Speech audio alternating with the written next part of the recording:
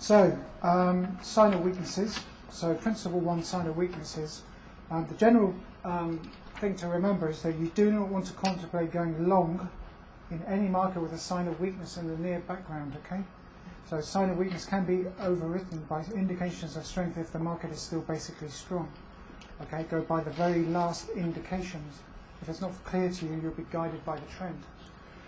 So, as you can see, here we have an up bar on a narrow spread, closing the middle or low. This one is slightly closing on the high, but it should be ideally in the middle. Volume is very high or very low. In this instance, it's very high. Weakness always appears on an up bar because the professional selling has to sell into a surge of buying. Okay, this is a Barclays Bank stock, so the professional traders are obviously selling into a market which is coming from the outside of the from the public. And uninformed traders who are getting in near the top as they see rising prices, okay, possibly on good news. Okay, this allows the opportunity to for the professional traders to sell into that outside demand, who are obviously uninformed. The narrow spread indicates supply. Something has capped the top end of the market. Okay, that's fairly narrow. So spread is narrow, as it says down here. The volume is very high, and the change is wide. Okay, so selling or lack of demand from professional money are the only two things that can do this. If the volume is high, plus this shows lack of demand, check for old resistance areas to the left. Okay, so we do have a previous top in the background.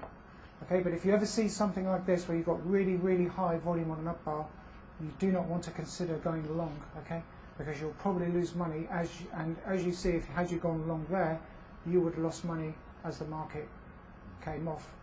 Okay, so here the market then tries to go up, and then it ends up as a down bar, and then the next bar is a down bar with a fairly wide spread, increase in the volume, close slightly off the low, but the next day is a gap down day. That locks you out of any short position, and it also locks you in if you're long.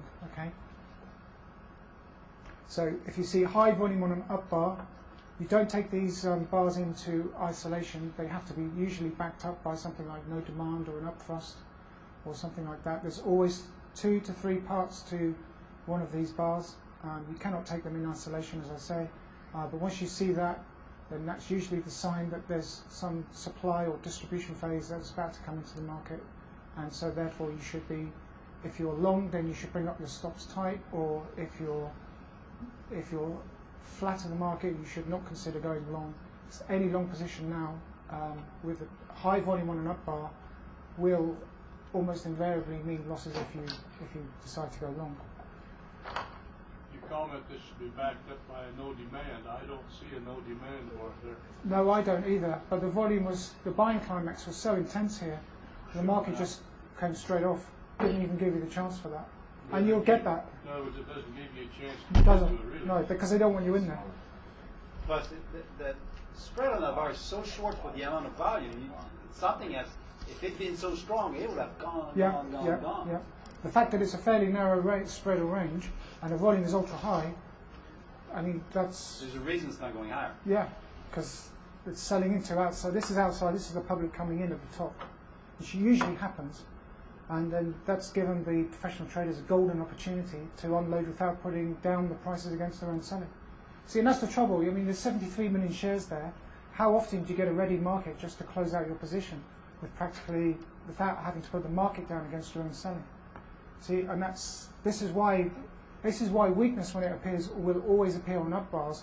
The trouble is that Tom just says, oh well, weakness always appears on up bars, or high volume on up bars is weakness, and then he'll say low volume is up bars on weakness, and that confuses people. See, what he really means is that initially you will look for high volume on up bars, and then to confirm that, you will look for either low demand, which is a low volume up bar, a volume less than the previous two, or you'll see an up thrust. There always has to be a follow through to a bar like this, okay? And I will show you that. Is the next bar on a lower time frame would be a no demand bar right after that high volume bar? This is a daily chart of a stock.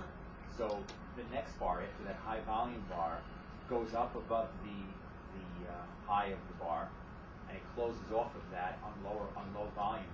I think Tom always says that if you scale down a little bit to a lower time frame, you would see no demand. You probably would. On that. And is that a sign for you to go short at that point?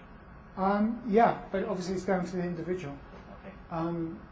The fact is, it's after this bar. Sorry, I said I'm going to use a laser. Can you see that? Okay.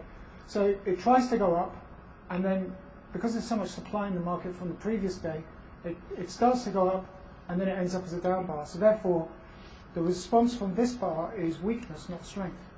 Now, like you say, it would be unlikely, but if the market was still strong, then you'd have to have a fairly wide spread up, and then it'd have to be tested. But the result is there's so much supply on that bar that it just doesn't have a chance. In fact, they don't even bother to push it up on low volume anyway. But it does start to go up in the opening of the following day's session, but there's just no professional support there, so the price has just come back down again, because in order for a market to go up, it's got to be supported. And you've got high volume and up bars, it's very unlikely you're going to have support. Very, very unlikely. Would you call the next bar an uptrust? No, I wouldn't. I would say that what happened was they tried to push the market up. There was no response because the public or an outside market took all of that, and the distribution phase was probably not what they expected. I mean, they probably sold everything they were hoping to distribute. They probably just sold it in a day, and I'm sure you get days like that where you think you've got to have a plan where you're going to try and distribute a stock, water it down very slowly, and then suddenly you find there's so many buy orders in there that you can just hit it with everything you've got. But those don't come up all the time. But it's easy to see that you could think that was actually a market that was going up. If you couldn't read the volume on that bar, if you were just using, I don't know, one of these other technical analysis, you wouldn't see that was weakness. That would just be another up bar. So it just goes to show that, it just makes it so much clearer. And you see that, you think, crikey, I've got to be real careful. Well, you have. I mean, if you see that in the DAX, you're thinking, well, I'm getting ready to short it. So, or anything else. But, these opportunities probably don't even come along that often, which is when they do, that's why you've got to take them. Now, you get two down bars. This one is a fairly wide spread. I mean, you'd probably be looking to go short of something like that, or, you'd expect a no demand bar there, but it just doesn't happen because I think it was just a fluke that it just happened in one day and that was it. And then they just withdraw because once they've done everything they needed to do, mission accomplished, what do? You go out to the wine bars, don't you? Go to alternate for everything. Yeah. Well, I'm not sure I'd go to that extreme, but your work is done. You've done it all in a day. You can rub your hands with glee and go and have a good soaking in the wine bars or something. Just wait for the market to drop, which is probably what they do. So that third bar, that last green bar there, how do you interpret that? It looks like they tried to run it up one more time, up the flagpole. Yeah. Came back down, and there was some demand, or when they went back up there. But well, I reckon. as the volume increased. Yeah. Well, there's only a slight, but it's still less than the average. Yes, it is. If you look at the average volume line, that bar was, there's just the professional traders just withdrawn any support. There's just no support, so it will just drift down because the public cannot move the market. I mean, if that was strong, it takes, professionals have to keep pulling it up, as it were. They have to pull it up, and for that they've got to take out the floating supply. The opposite has happened. So once your distribution phase is complete, I mean, if you do it in a single day and you've done it, you just withdraw. You don't manipulate the prices because you know that with that supply in the market, it's not going to go up. It's only going to go down. Everybody else will be able to see that. So you just withdraw. You just let it just float off because without professional support, that can't keep going up. In order for prices to keep going higher, it needs professional support, professional buying, and there's no way that if they see that, there's no way they're going to do that. So, that's why you didn't see a no demand. Is that extremely low volume on the next bar, although it closes low? Yeah. Is that borderline no demand? Well, it starts up as an up bar and ends up as a down bar. So then what you have to say to yourself is, look, the first part... Likely it'd be a test bar, really. Not with the weakness in the background. A test is only valid when you've got strength in the background. See, and I keep coming back to the background, you see, and that's why it's so important that you understand the difference. Okay, so what happened is that you've got that high volume, they try to push it up, They ran out of buyers, so then they just let prices drift. They just withdraw, and they probably just start hammering it down. The fact that all the buying happened on the previous day probably accounts for the low volume. You see, there's very few participants in that market there because the previous day there was such a lot of business done. But they push it up to try and bring in more buyers, and there's no more buyers. And as we were saying, if you were to look at a 2 hour or 1 hour Yeah. bar, You'd probably see that. a no demand. Yeah, you'd see that. Yeah. But it was actually the principle that I wanted to show you. But yeah, obviously you would normally wait for no demand. But the thing is if the spread is narrow, just like that, and the volume is that high, I mean, you've got 2 down bars to follow. It's the writing's on the wall. You really want to be out of it or short of it. Sebastian, some of the people here have talked about using another time frame. After you see such an obvious sign of weakness, would you ever consider saying, all right, I'm looking for a place to short here. And so then maybe, since this is a daily chart, you go to maybe a 2 hour chart, say, all right, I'm going to look for my signal here, and you'll probably see it on that shorter time frame. Yeah, you probably would. Yeah, you probably would. And I'll go through that later. I'll look at a daily chart, and then I'll look at an hourly chart, and then I'll look at a 15-minute chart, because some of you've sent in some requests. I couldn't get the gold. I think it was YG symbol, the mini gold or something. I couldn't get it. ZG, Yeah. bigger 5,000. Yeah, I couldn't get that in the data feed. So I did the pound against the dollar, and I think Japan yen. I think you asked me for. So I've done all of those, but I just couldn't do the gold one. But yeah. So you're not always going to see a no demand, or not even an upthrust, because the work was done. Probably surprised them. They're probably so shocked by the result, but what do? You don't have to. See, the thing is that you only have to take out upthrusts if you know that there's going to be competition, and you want to clear out all the shorts as well. But this distribution phase was just happened so quickly, probably on good news, that they just said, well, we'll just withdraw and we'll just let the prices fall down under their own weight, because that's going to happen. Narrow spread up bar, really high volume. But the point is that that's a weak bar, and you really don't want to be short. You do want to be short. You don't want to be long if you've got that in the background, because that is weakness, not strength. Ideally, you want to be looking for confirmation of that, but you may not always see it. And I do see this. I see strong bars coming in, and I see weak bars coming in, and you don't always get what you're looking for to follow it. You don't always get it. So you've got to make do with what you can. The other thing is there's no stopping volume to the downside. If you look, it's come down, it's then made a saucer shape. There's no high volume on down bars for reaccumulation, so that would probably just maybe drift up a bit and then probably do another leg down. So, but if I saw something like that, I'd definitely be out. If I was long, I'd just definitely get out. You do appear to have some signs of weakness, strength in the background. So like on that one, widespread down, but then that's a weak bar, and then you've got this set buying climax, and then next bar tries to go up, ends up as a down bar, and then that's really your confirmation the market's weak, because you've got 2 down bars then after that, and you've got a fairly widespread down. Even though it's closed off the low, and the volume is only less than average, the job's been done. Once you've got that in the background, that's not going to go away. Okay, that's going to stay there. Okay, you want to ignore any potential signs of strength once you've seen that. Okay.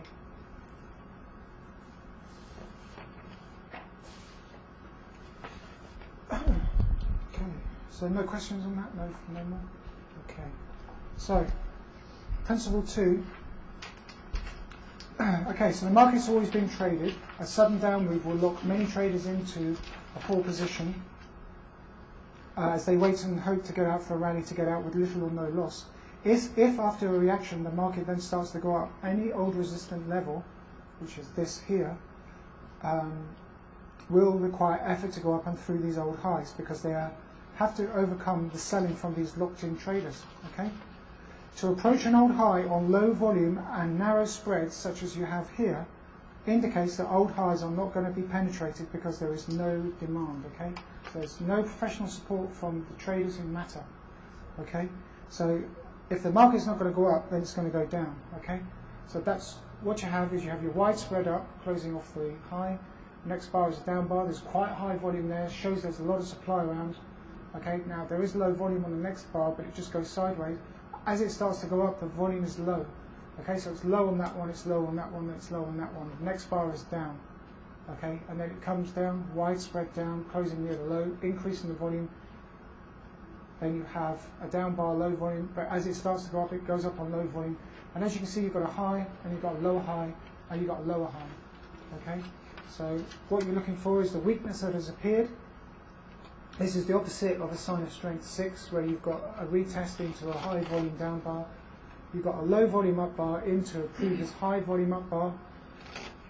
Okay, now some of you could probably draw your line, a horizontal line, going across there on this bar, and you wait for a low volume up bar into that line, and then you short it.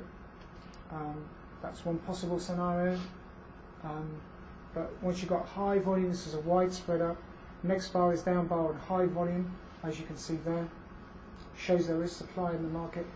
And this is the S&P mini 2 minutes. So as you can see, it's then tried to go up into a previous high volume up bar, and the volume is low, as you can see. So that it comes off, it then starts to go back up on low volume, again, showing weakness. It has no effort to go up and through this previous top.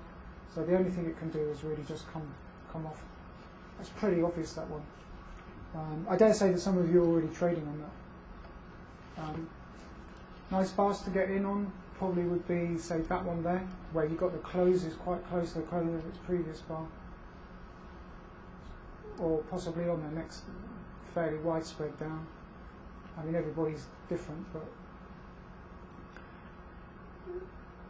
if you see this and then it starts to come back up again, it's fairly obvious when it's closing in the middle that it just has no energy to get up and up above this previous high.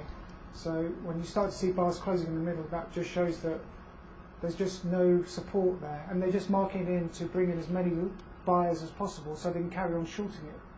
So they can just keep doubling up, doubling up, doubling up, because they can see the market's weak.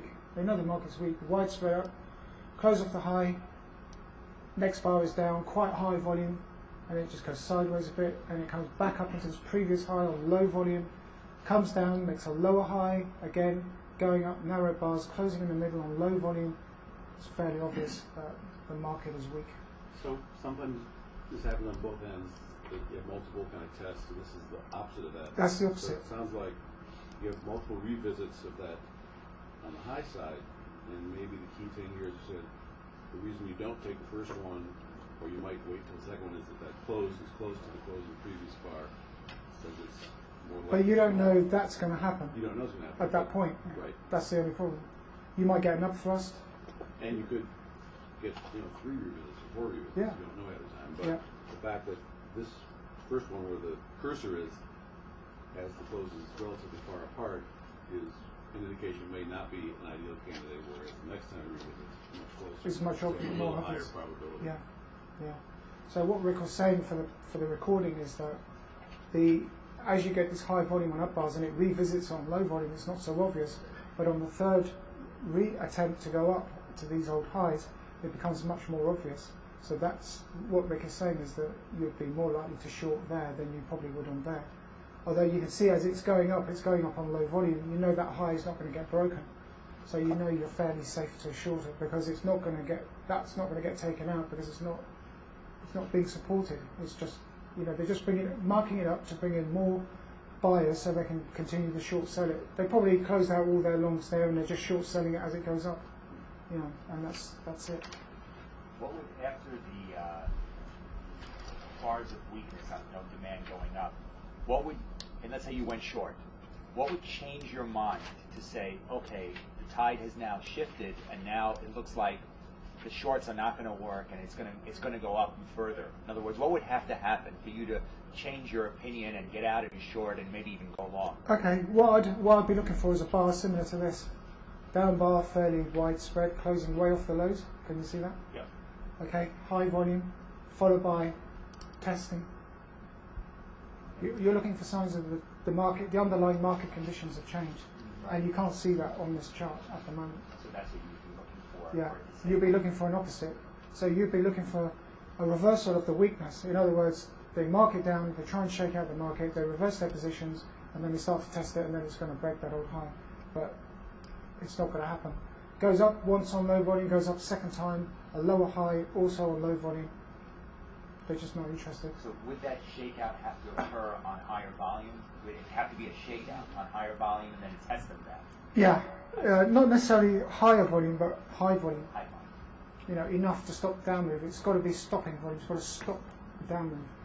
So, but I mean, the thing is that once they've committed, it's unlikely that they're going to change their mind, especially as they're going to have access to information that the public are not. So, you know, that could be a news event coming out, could be a results of something or other, could be a government decision on something or other. So, you know, they'll have access to information that most people won't. So widespread up, high volume. Again, you've got high volume on this down bar, shows there is supply, and then it comes back up on low volume into a previous high volume area. On low volume, it's not going to break the high. It then comes down, and then it comes back up. Low volume again. You can see the low volume down there hasn't got the energy. It's not being supported. So the only path of least resistance is actually just down.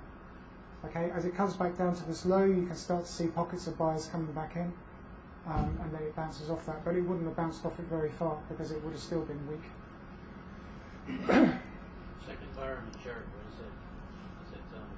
That one, it shows that there are buyers there. And in actual fact, yeah, that's just after the market opens. So I would say that 1500 and what's that? 10-minute chart. So that's probably about half an hour, 4 bars after the market opened. So there probably would have been some sort of trailing behind that. But you know, they've marked it down. Supply, demand to swap supplies, marked it back up. But look at the result. The result is that it just struggles to go up. You should really be looking for testing. You've got a wide spread down, okay, and then it closed on the low. It's broken this low. That might have brought in shorts. Okay, the market's just whipsawing basically. Okay, and then you've got an up bar, a low volume, close off the low, and then they just push it right up and they catch out. There's going to be a lot of stops taken out on that.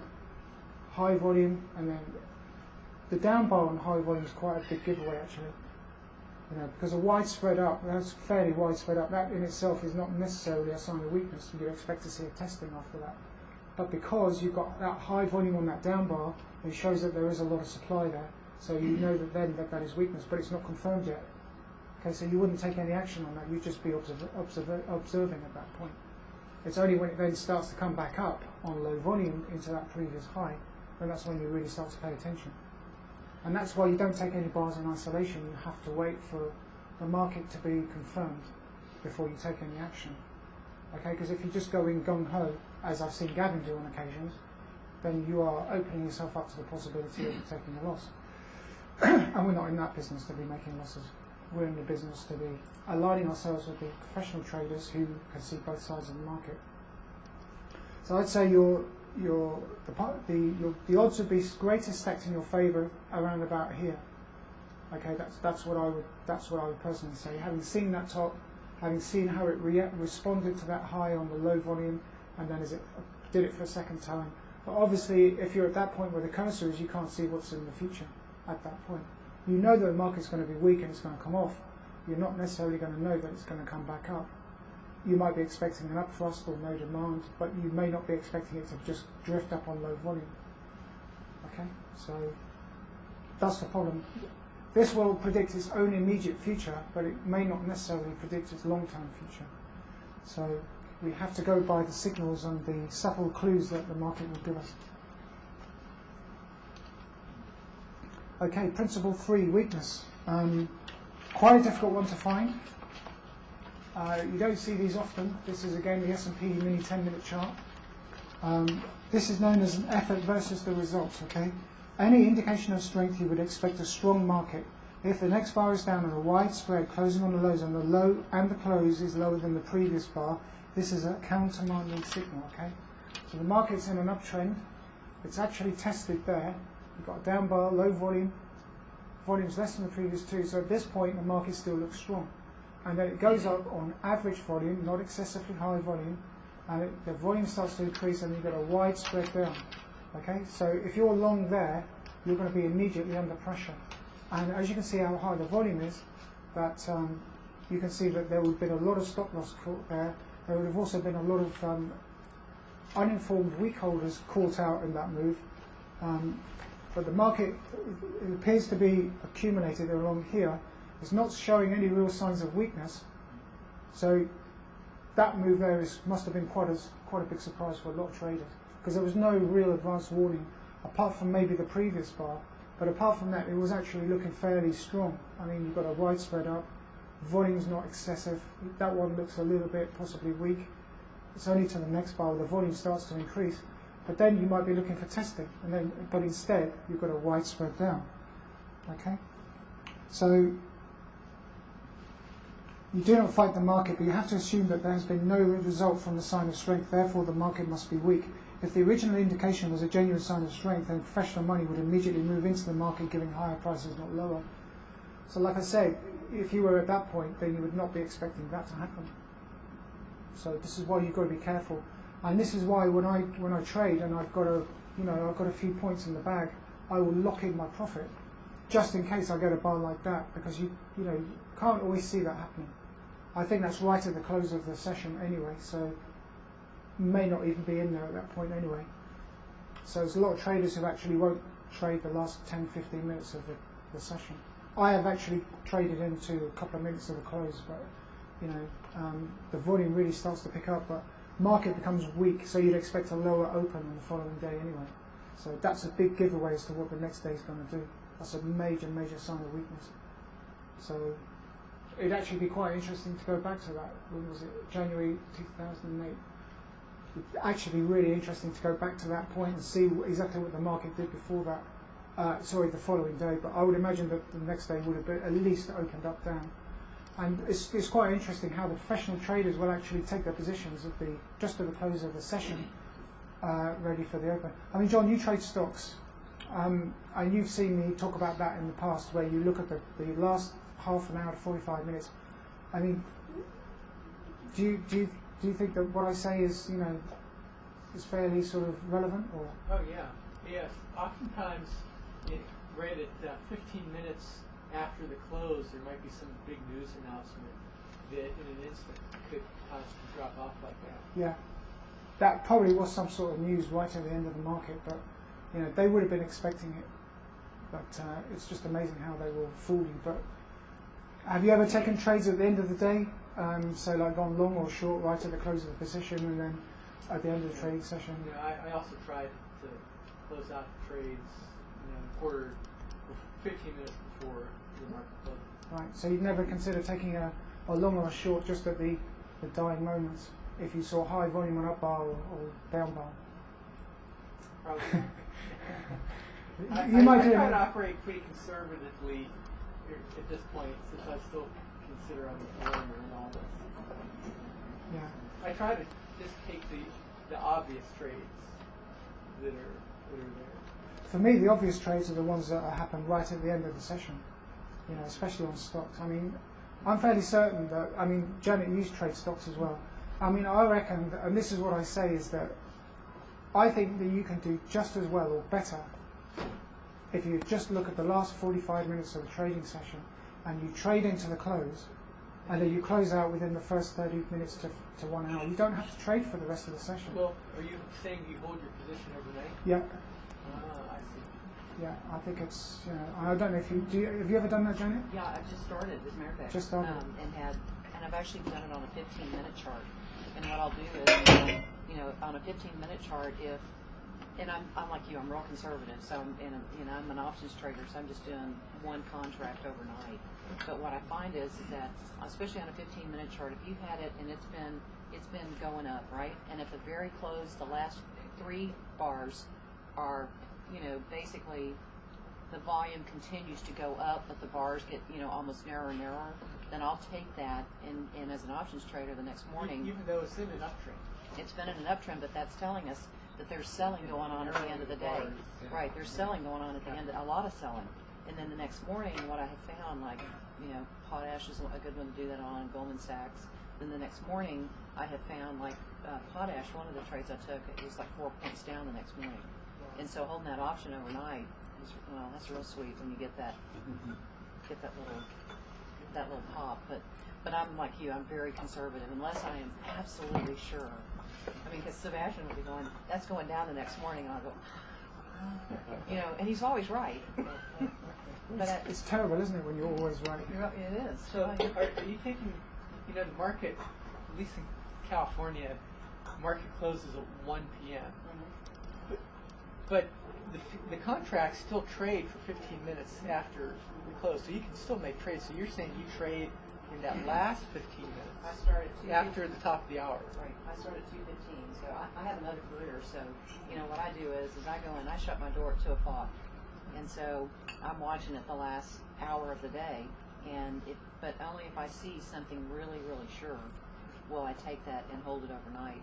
But then the next morning, because I'm in Houston, so you know I close it off. It stops at 3 o'clock my time, and so then the next morning it opens up at 8:30 my time.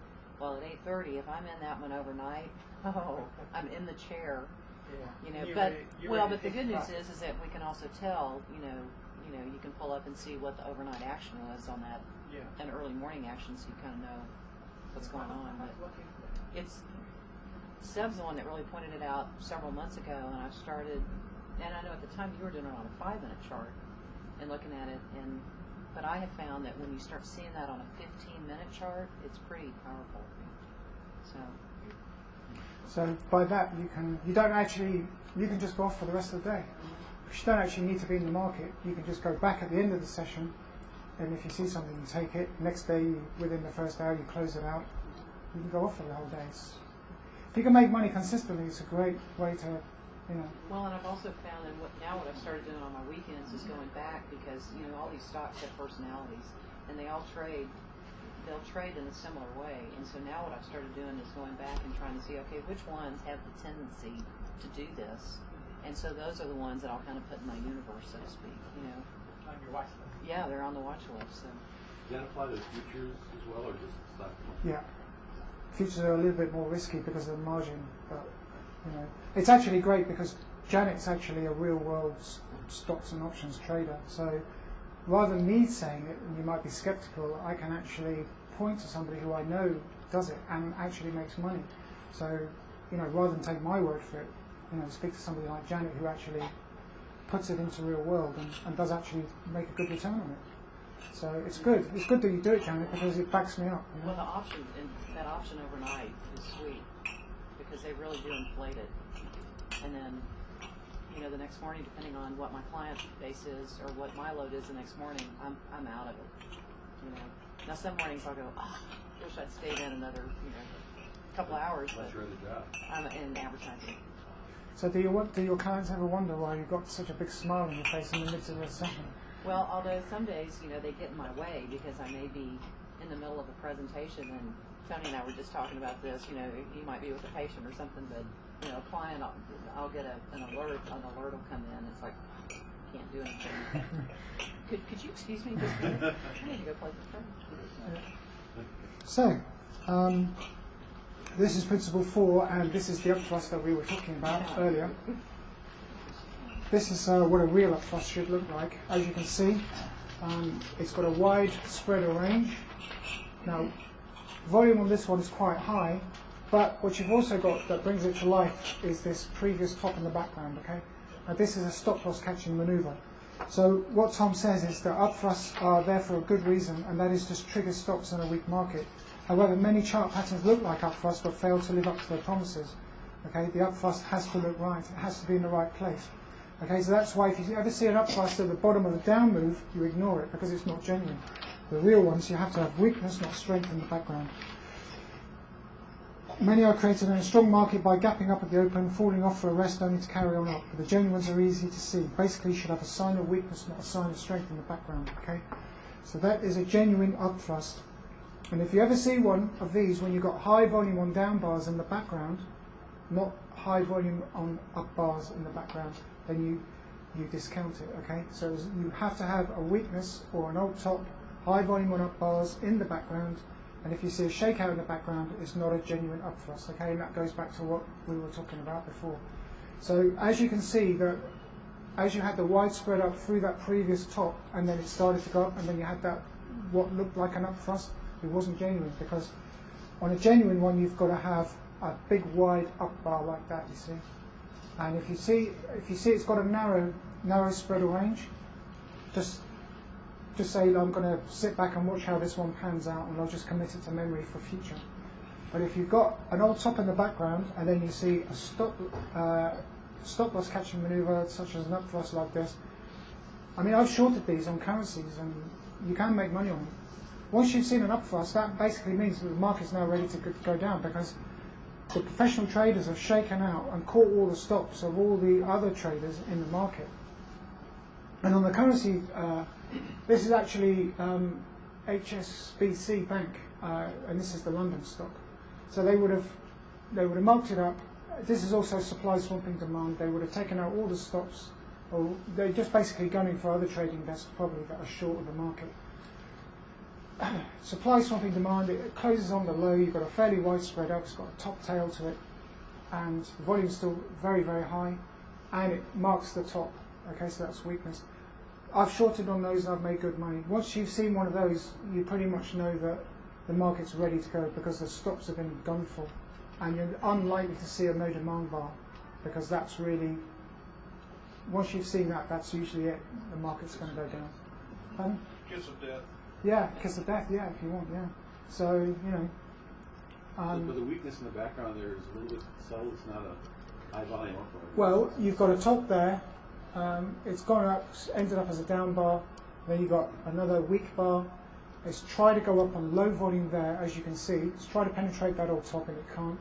It then just goes sideways a little bit. You've got high volume on this up bar here, and then they just mark it down, and then they give you the up thrust the next day, and that's a real big indication that the market's going to go down.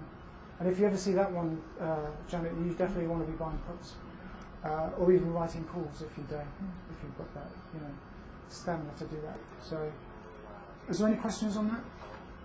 Don't forget that you've got to have a wide spread on it.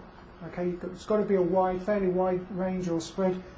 It says up bar, close on the low, volume very high, spread is wide. Okay, so it has to be a wide or an ultra wide, preferably with high volume, but it doesn't necessarily have to be. But you have to have a previous top or weakness, such as we have here in the background.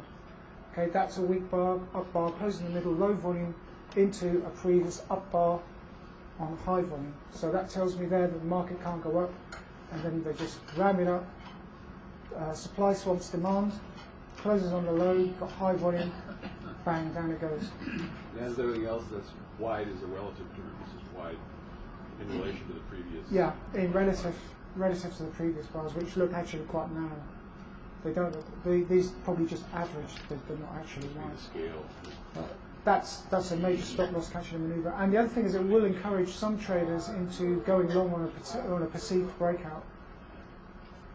A misguided perception that the market's going to go up. If that volume was lower, let's say a little below average, would that change your analysis here? Sorry, say that again, John? Okay, you're up thrust. Yeah. Say that price bars look exactly the same, but let's say the volume on that up thrust is about average. Does that change your analysis? Do you still feel it's going to come off to be No, even? not really, because I would still know that by looking into the background that was weakness. So I would know that that was still an up thrust. You know, the fact that it's got high volume just makes it a much better example. I was just going to ask,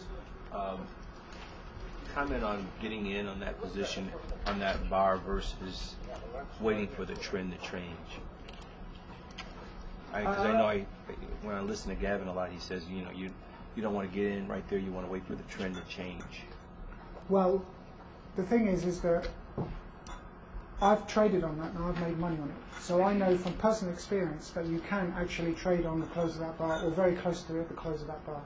On the close of that day, and that is a daily stock, you could buy your options or sell your stock short.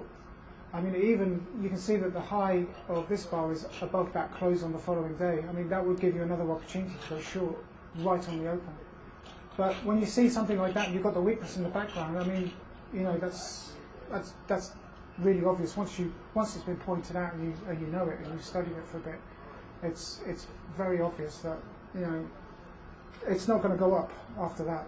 There's only one way it's going to go. because that is a deliberate attempt to catch stops and mislead people into going long, uninformed traders who can't see this weakness in the background, who think it's a breakout bar. They go long, then the market ends up down, then they're locked in, and then they're locked in for the down move, and that's a trap up move as well, if you like. Could also be considered as a trap up move, but when you see that, it's fairly obvious what's going to happen next. Hey Tony, Gary Dayton, when we were in that small group session, do you remember him saying that when he sees that, he's in immediately? And we were asking him that same thing. Yeah. What would tell you that you're wrong? What will tell me that I'm wrong? What would have to happen next to say, you know what, I'm wrong and I got to get out? Low volume on down bars. If I see low volume on down bars, even though I know the market's weak, it may just go sideways, or it may just tick up a bit more before it comes off. If you've got a side of weakness followed by down bars on low volume, you've got to be asking yourself the question: is this going to happen? Is this genuine, or will it be marked up? Yeah, you kind of have that right there. Yeah. Yeah, increasing volume. Yeah, but it's not. Yeah, but it's a wide spread, you see. That's the thing. And it does come up on that one, so yeah. That's a fairly wide spread, and it goes up and then it gets knocked back down again.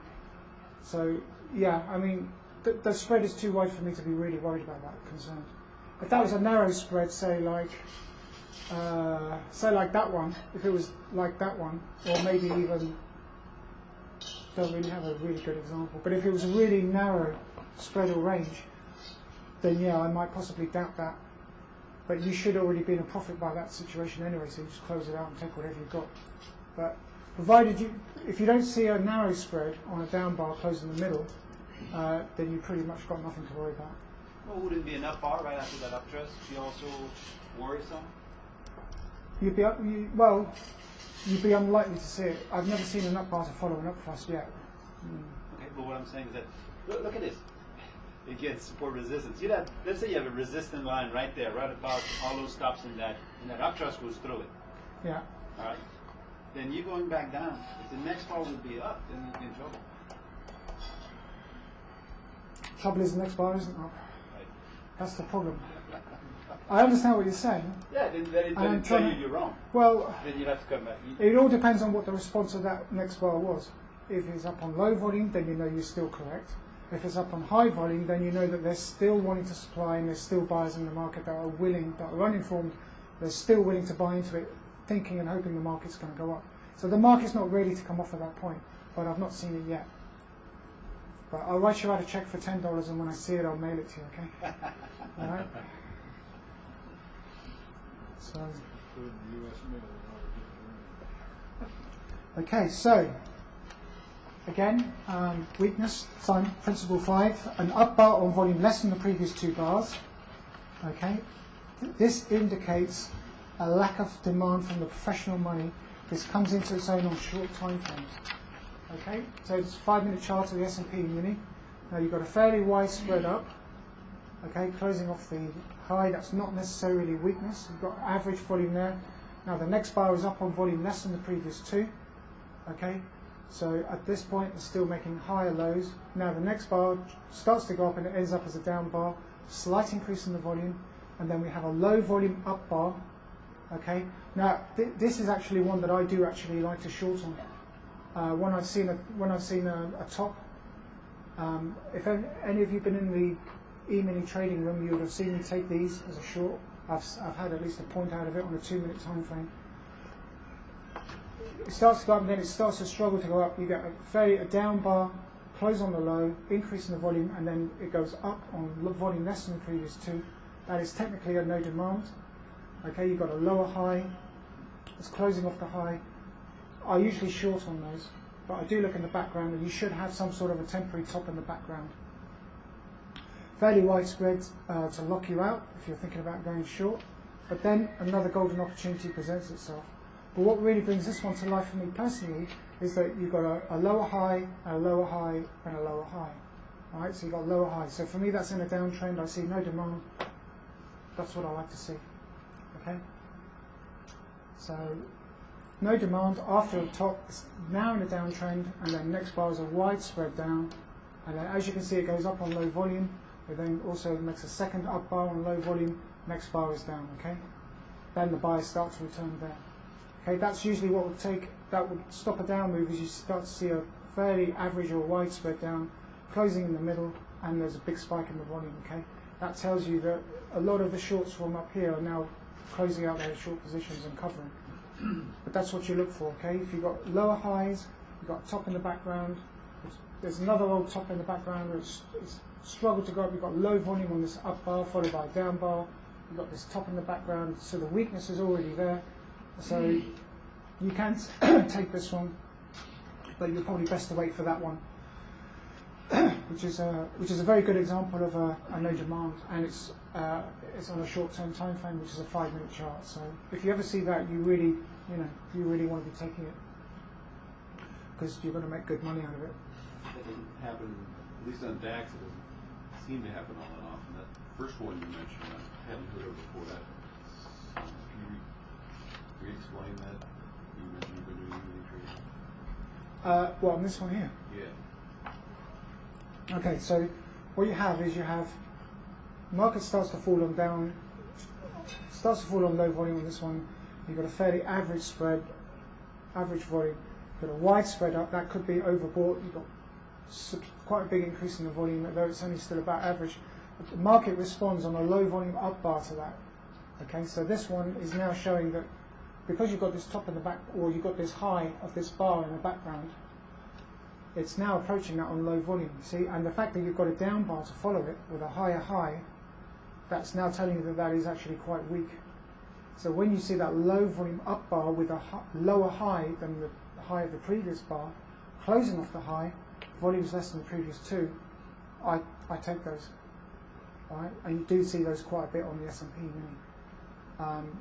At the time, I was just pointing out this one, which is still equally as valid, or even more so. Up bar, narrow spread or range, close in the middle, volume is less than the previous two, and you've got this top in the background, the market's declining, it's making lower highs. Okay? Very important. Making lower highs, and then up bar, low volume, less than the previous two, and you've got weakness in the background. That brings it to life. Again, I say that you should never take any of these bars into isolation. So when you see a bar like that, you've got to take a quick look in the background. Is this picture being backed up?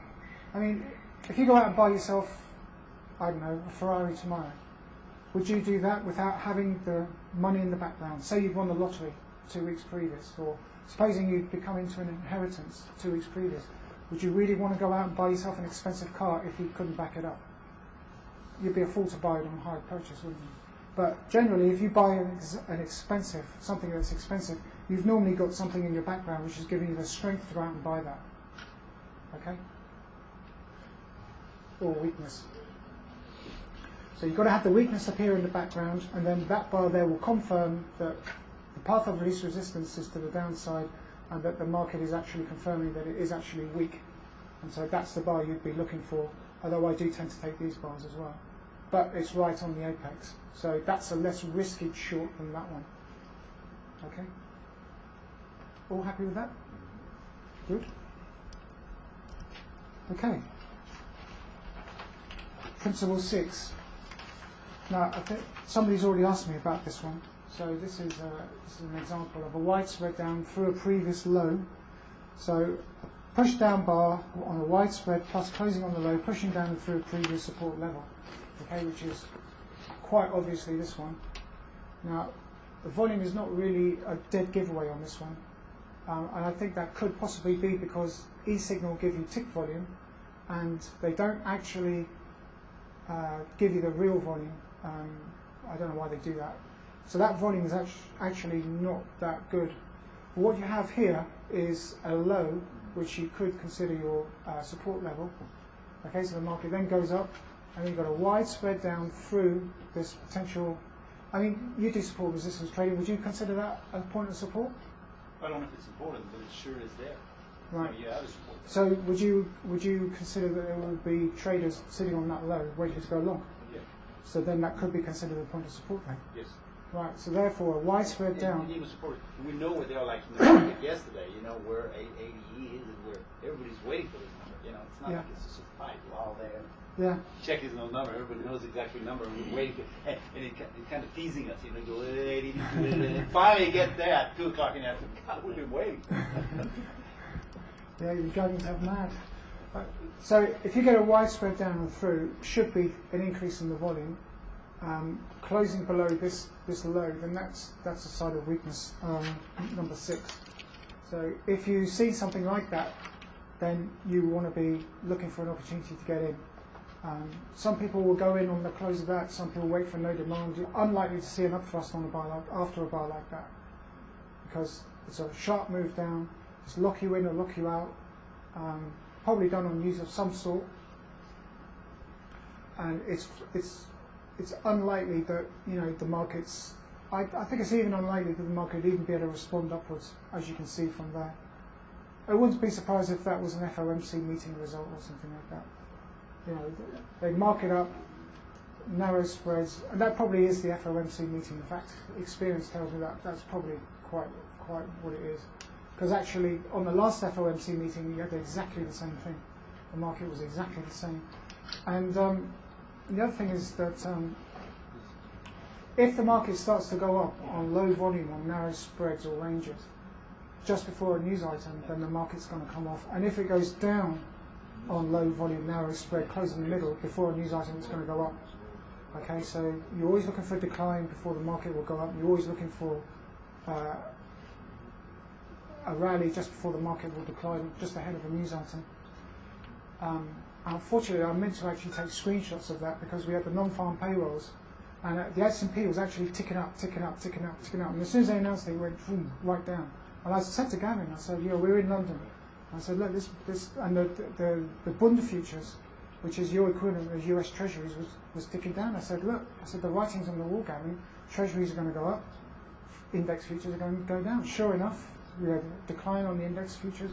So I managed to, when we were at the printers, I managed to get one of the computers, and I looked it up, and I said, there you are, Gavin. It's exactly, it's so obvious. But that's experience. Okay, experience will tell you that and show you that.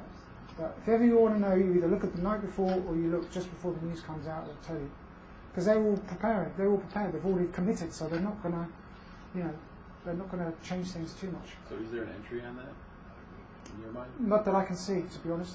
It's possibly one there, but it's a closed slide down bar. So, but it's probably FOMC meeting, so not many people would be in the market anyway. It's it's just ticking up, and then bang, widespread through. But you may not even see that often. There's another one of these. Some of these you've just never seen.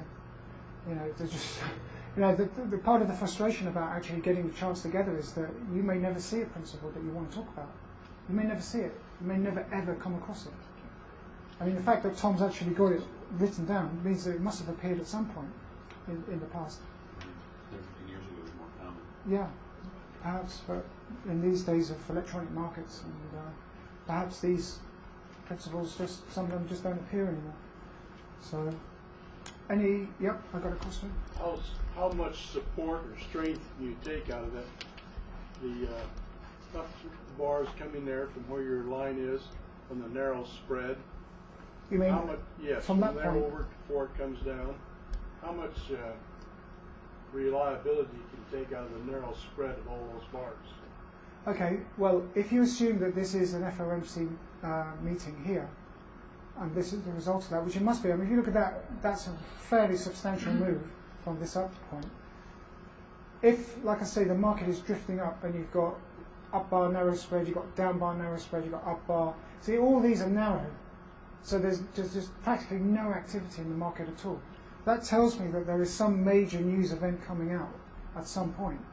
And if it's ticket up, so like you could take that low, you could take that low. You just draw your line up there. Okay, it comes down, bounces off it on that one. It's fairly obvious that if it's ticking up, if the Dow's ticking up before a news announcement, it's going to get rammed right down when that announcement comes out. Because a specialist is going to, I think there's about maybe 10 stocks in the Dow which really move it. And those specialists will be waiting there and they'll be poised and they'll just bang it. They'll just mark it down. So, and that's why the Dow's done that. I'm fairly certain in my mind that that's an FOMC meeting. That's done that. That's usually what you see. I mean, that's a really big move. And the fact that it's gone up on low volume on narrow spreads, the Dow doesn't usually do that, unless it's the scaling of the program has been warped by that down move, and that's what's made those narrow. That could be another factor. But if you ever see that, you don't want to be long if you're not already under pressure. But you may not also get an opportunity to go in either. So, to be honest, it's best to be out and then just, you know, conserve yourself for the next opportunity that's going to come in. You know, you're going to see something that's fairly obvious. Is the fact that the volume bars are well, that's because of e-signal, and unfortunately they don't give you the true volume. On Reuters Quote Center, which is what you had before, they do.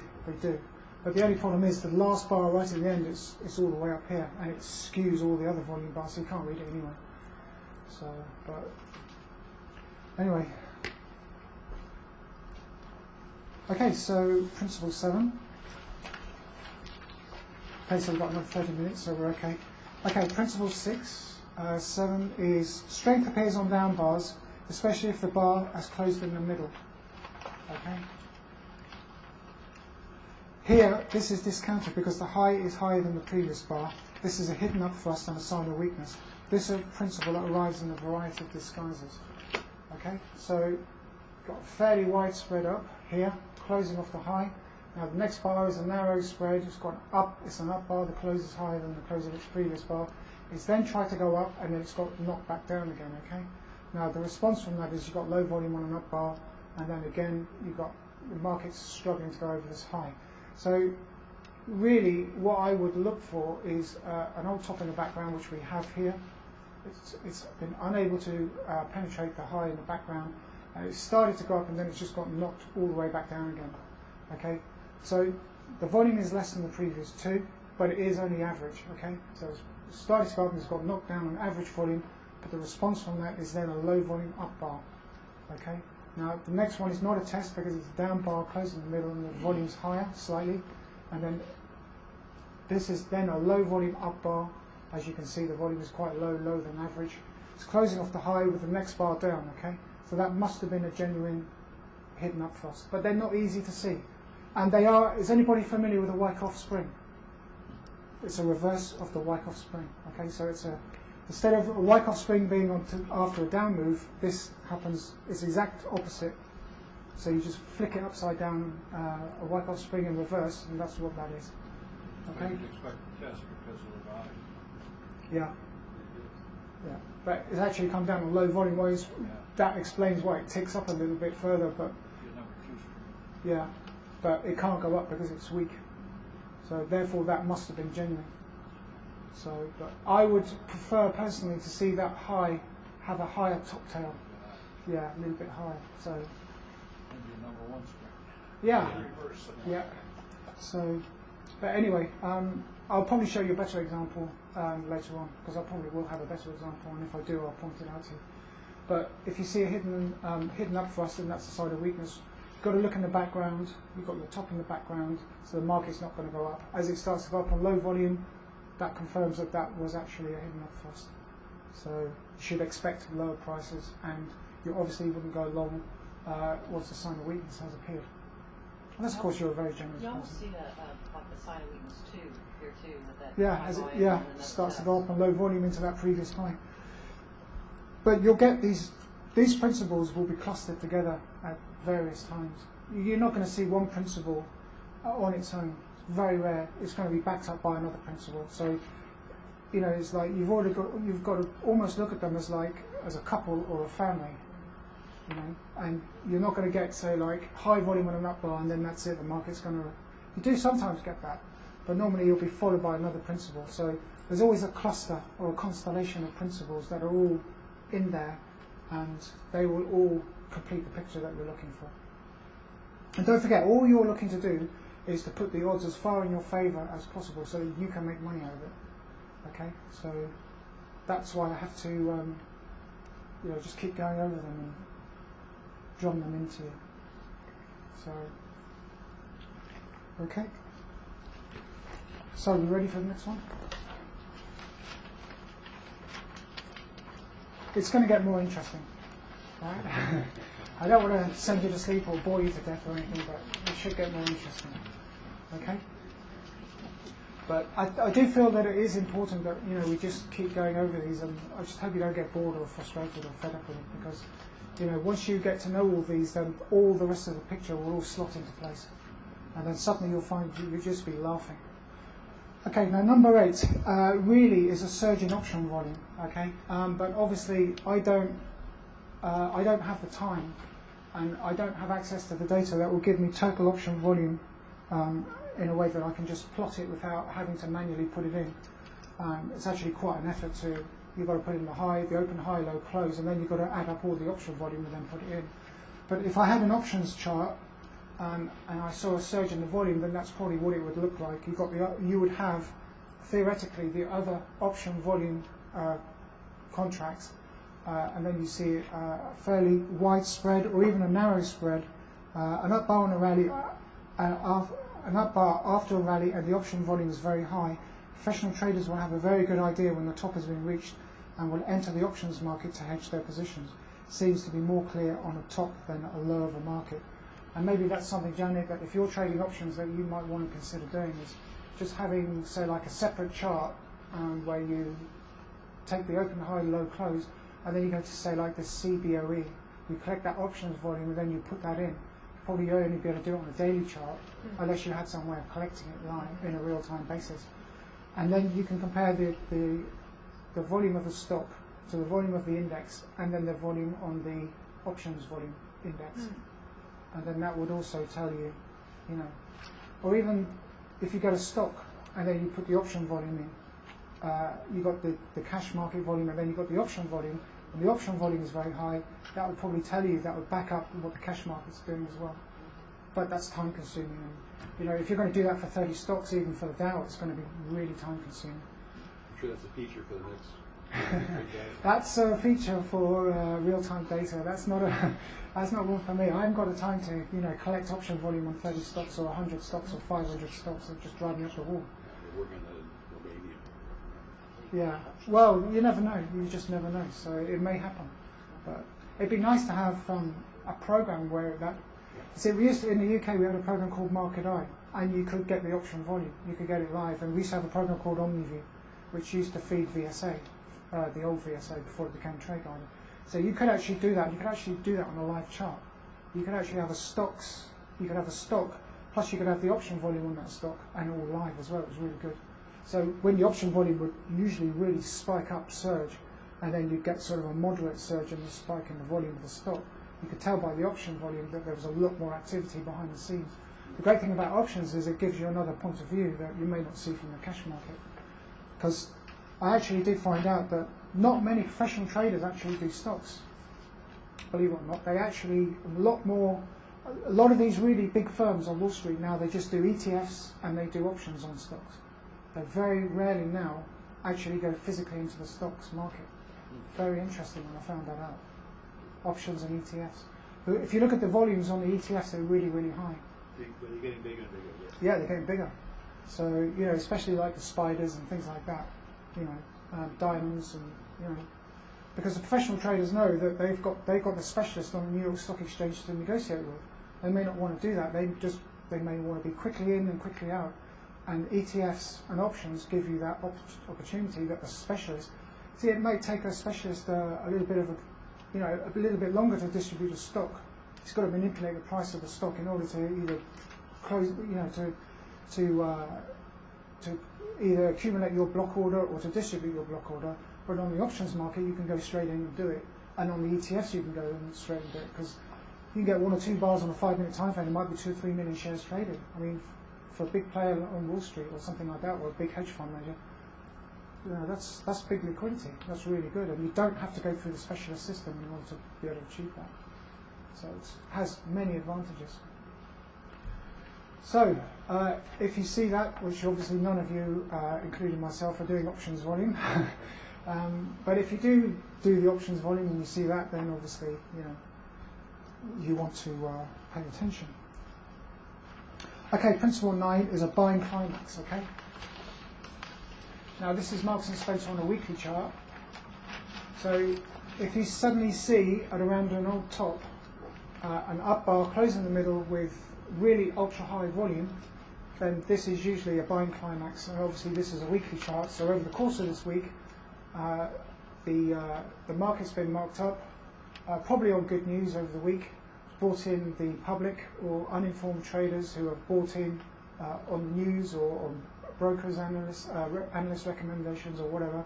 It's closing in the middle and the volume is really, really high. It's actually 784 million shares, which if you compare to 95, which is around about the average, that's excessive volume. So there would have been probably good news. And being at the top, I would imagine that there was some sort of skullduggery going on. But anyway, a buying climax is an up bar with widespread closing in the middle or low on ultra high volume, which is exactly what you have here. You have an up bar and the spread is average, closing in the middle, and you have ultra high volume on an up bar. Very powerful side of weakness if there's no old tops to the left, okay? There are in this one, but as the market keeps on going up day after day, a point will be reached at some point where many traders have sold prematurely, or those who are not in the market cannot stand the constant higher prices and will rush in and buy before missing out. This buying frenzy gives the trading syndicates and market makers a golden opportunity to unload large amounts of stock at higher prices without their activity resulting in lower prices. This marks the high point in the market. But if you had no old top there, then that would be Gavin's favourite, the end of the rising market. So, but because we have this high in the background here, in fact, you could also say that there's probably no. If you look at the top part of that, there is nothing in the background. This high is actually a little bit lower down. So you could technically say that that was end of the rising market. Okay, so you have a push into new high ground. There's no real old tops to the background. You've got this back here, but this is actually above that. Stronger if it's gapped up, which is not, but if it's gapped up, narrow spread, ultra high volume, higher than anything in the background, end of rising market, but in this one it's principle 7, which is a buying climax. Probably done on good news. They've encouraged all the outside uninformed traders to go marching in on either, like I said, an analyst upgrade or some sort of good news of some sort. The uninformed go in, gives the professional traders a golden opportunity to march in and sell, close out all their long positions. And you can actually see how high volume on up bars actually is a sign of weakness.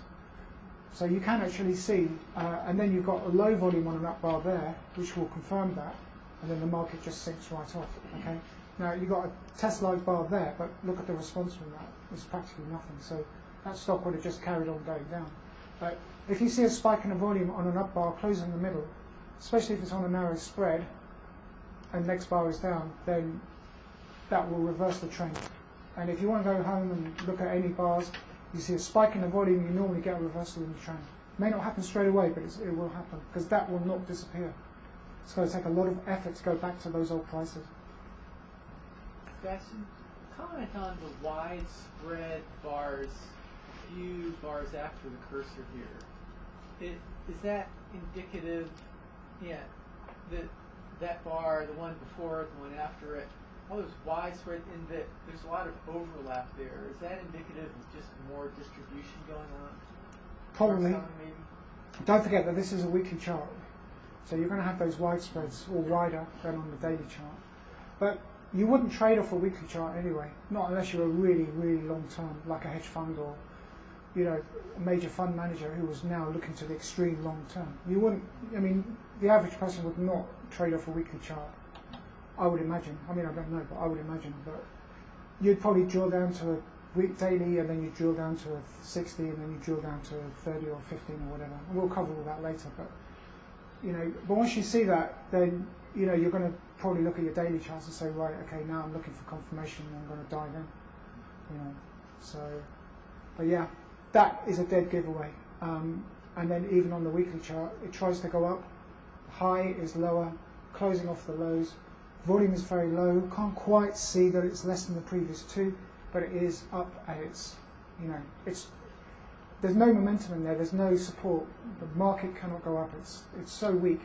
The next bar is a widespread, or the next week is a widespread down. Okay. Now this bar here is to lock you out. If you're contemplating going short, that's to lock you out. A widespread down. And if you're long up here, it's to lock you in. Because once they've got you trapped in a long, they don't want you to close out. They want you to hold on to that stock. They don't want that stock to come back on the market until they've tired you out. So, okay, so principle 10, and that's the last one. Okay, top reversal, the opposite of a sign of strength number 1. Okay, so this is a common sign of weakness. The first bar is marked up rapidly, closing on the highs, which it is here. Okay, usually on good news. The volume can be high, supply swamping demand, or low, no demand. The next bar rapidly reverses down on a wide spread, closing on the lows. If the low and the close is lower than the first bar, this adds to the weakness. As with all these indications, it's important to read the following bars for confirmation of continued weakness. Okay, so you've got massive top reversal, possibly done on news. Okay, this is the S&P mini. That's within the last hour of the trading session. That could also be non-farm payrolls or something like that, or that could be the day before. So that's a massive top reversal, and that's not going to go away. But you don't see any. It starts to go up on low volume actually. Well, compared to that volume, yeah, that's in the Globex session, but it actually starts to go up on narrow spreads, closing in the middle. So the response is that it's probably going to come up a little bit, and then it's going to get knocked down the following day. But that is at the end of January 2008. But that is a major sign of weakness, and that will not go away. You should be looking for signs of weakness to continue. You see these very often in currencies. Who trades currencies here? You see that all the time, Alan, don't you? Euros, cable. Happens almost every day. Yeah, yeah. So you would look for signs of confirmation of that, and then obviously you trade in harmony with that. It does it in the pound Yeah. at resistance levels. Yeah. The old highs, the old lows. Does it every day. And it'll move 60 pips. Yeah. And So you're really bummed if you miss it, Yeah. because it's right there. I mean, you have to take some risk right at that number. So but where would you go in, Alan? Would it be on the close of that bar? I would have drilled it down. No, I would have drilled that down to a smaller time frame and gone in way up at the top, Right. Okay. because that 60 minutes on a currency would just get in. I mean, unless you're doing something longer term. What I tend to find is on currency charts, on especially cable, if you look at a 60-minute chart, it will drop. It will then go sideways over the Asian session. You've got that reaccumulation phase, and then for the European session it goes up. And almost the next day it goes up on a big spike. Then you get a distribution phase over the Asian session, then it drops down the next day. Have you noticed that too? The pound moves It's just crazy, isn't it? a couple hundred pips in a day a lot of times. And it sometimes does it twice. Yeah. And it does it a lot with that, but it does it right up against an old high or an old low. And it's just blatantly obvious, and every time I miss it, I'm really bummed. I mean, if you at that point when you hesitate, you know it's come to that number, and a lot of times the volume will just come off coming up to the number, and then it does this, and then that's where you just have to go ahead and take the position. I have a proposition for you then, Alan. Every time you miss that, you buy us all lunch. But if you don't miss it, then we don't buy you lunch in return. How about that? Okay. Yeah. Somebody else had a question? Yeah, just you sort of answered it. That if this were a daily chart, you could, given what you said before, when that closes below the low of the previous bar, you could have gone short right there. Yeah. I'm just taking it. Do you ever when you see that first high volume up bar, now you're alerted that something can happen. Yeah. Do you ever say, okay, if it gaps up above it and then reverses above the high, I'm going to start going short because my risk is pretty low at that point? Is that something that you do, or is Well, I personally wouldn't trade a top reversal or a bottom reversal. What I would look for is what follows it. I mean, that to me is the starting point. That's always, the first tick in my, mental? that should be the first tick in your trading plan. Okay, so once you see that, you have to wait for the result of that. But the thing is that on a 60-minute chart, that's not going to go away. You are going to see something to follow that, which will confirm it, and that's really what you're looking for. You should see something that will confirm it. See either no demand or an upthrust or something. But that's initial weakness which has come into the market and will not go away. But you can. I mean, you could trade off that. Currency charts, definitely you probably could.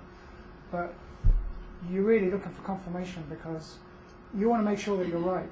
You know, I mean, it's a big gamble to be 50-50, saying, yeah, okay, that's a sign of weakness. Yeah, the market's probably going to be on my side, but you know, you want to make sure that the whole point of this is to make the odds as far in your favour as possible, so that you're going to make some money out of it. You know, my objective here this weekend is to for when you go home and you start to hopefully study these, then you will start to improve your bottom line. You know, because I want to give you a return on the capital that you've invested in this weekend. So, you know, but once you see that, it's not going to go away. You want to wait for confirmation, say like an upthrust or no demand. You want to be looking for a downtrend, and then you know, I'm not going to be looking over your shoulder when you're at home trading, but you know, these are things that you want to take away with you and maybe commit to memory for the future. Thing is that it's going to take you quite a while to actually absorb all this and actually make it into to actually make it flow in your mind, that when you see it on the live chart you can say, oh yeah, that and then you start. That will take time. You know, you're not going to go back on Monday and sit down and start making fortunes on this. You've got to absorb it first. Okay, so it's, you know, Janet I'm sure will tell you, and Rick as well, you know, and Alan. So right, any questions? Because I'm about 8 minutes ahead of what I should be, which, yeah. That just means you've been thorough. Well, you see, the thing is that normally I would cover these 10 signs of weakness and strengths in one session, but I found out from 2 or 3 weeks ago that it wasn't actually possible for me to do that. That for one set of strength, one set of principles is going to take me an hour and a half, and the other set is going to take me an hour. So it's 3 hours to do the whole thing. But if you could just absorb just this, I mean, I'm not talking about this one principle 10, but if you can absorb everything that, you know, the last 3 hours that I've shown you, then you've got everything that you need.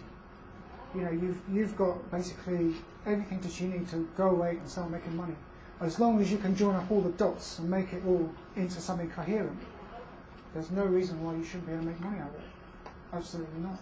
So, but you know, hopefully now what I will show you for the rest of the afternoon and tomorrow would be to how to slot all this into place, and then how to spot opportunities and join up all the dots, and to give you some some ideas that you can take home with you. And, you know, study first, and then if you think they have any sort of validity, because I never say that you should go home and take what I say as to be the so-called gospel truth, and that you are guaranteed to make money out of it. I don't say that. I say, I present this to you, go home, study it, and if you think it makes sense, then, you know, implement it into some sort of trading plan after you've maybe traded it on a demo account, you know, just to make sure that you're confident with it, and that it does actually work. And then you commit real capital, you know, in the future. And hopefully you should make money out of it. So, but I'm presenting you with the steps. It's up to you to climb those steps. But this is your starting point. The work is going to begin after the weekend. Most of the work's already done for me, which is why I'm standing here. But so I don't know. Any questions or anything you want to talk about? We've got about 6 minutes left. Or do you want to? Time frame. You said that you on the S&P you're doing a 2 minutes time frame now? I have been, but only on a live trading session, because I can imagine that if I were in a live trading room and somebody didn't take a position for 4 hours, that would be pretty much, you know, depressing for somebody to, you know, especially if they're paying for it and they go in. And, I mean, like a 5-minute chart, you may not see anything till the start of for 3 hours before the end of the session. And that's the thing about trading, is that, you know, you don't just go in, you've got to wait for the opportunities to appear. And you may have to wait for that, an hour, you may have to wait a couple of hours, you may not see it in a day. You know, I've known traders who have said to me, look, you know, I wasted a whole day sitting in front of my screen, nothing happened. And you're going to get that. You know, that's why when you see those opportunities, you've got to take them. because you don't know when those opportunities are going to appear in the future. The market may be dead for a week or two. You don't know that. Do you feel like the shorter time frame are not as accurate for what you see? I'm trying to read the 1 minute bar, and I have the impression that I'm wondering if it's really that. If I were you, I would look at the 2 minute as a minimum, because it'd be very, very difficult for you to trade off a 1 minute chart. Very difficult. I mean, even somebody like Brad would find it difficult. He's quite experienced. Are some markets different, though? I mean, there's so many times, again, you can be so DAX-centric, but so many times where you just have solid trends, all red bars, all green bars, and only by going to the 1 minute do you ever see the little no demand or test entry point. Other than that, there's no entry point. Well, it's down to the individual as to what he's comfortable with, and obviously you're climatized to that. But personally, I find if you want to trade, then a 1 minute chart's just a little bit too sharp. It's very difficult. I mean, it can jump. Say you're on a 1 minute chart and you get the close, it can just jump. You can get gaps, and then you think, oh, hang on, I've missed it now. There's no way you can trade off limit orders with a 1 minute chart. Do tick charts make that easier to get to that point? I personally would say not necessarily. Depends on what tick frame you're using. 10 tick would probably be impossible to trade. 230 tick or 125 ticks probably be alright. Probably trade off 100 ticks, or between 100 and 200 you could probably do that. But S&P Mini, the way it's structured, I think you would probably, depends on the volume, because sometimes you can just get like horizontal volume lines where it looks as though it's been cut off with a razor. So therefore the volume would not actually be beneficial to you. But I've got a feeling that they are going to, in the real-time data, are going to try and do it so that you've got some sort of volume that you can read with tick charts, which is quite good. Some of them do it.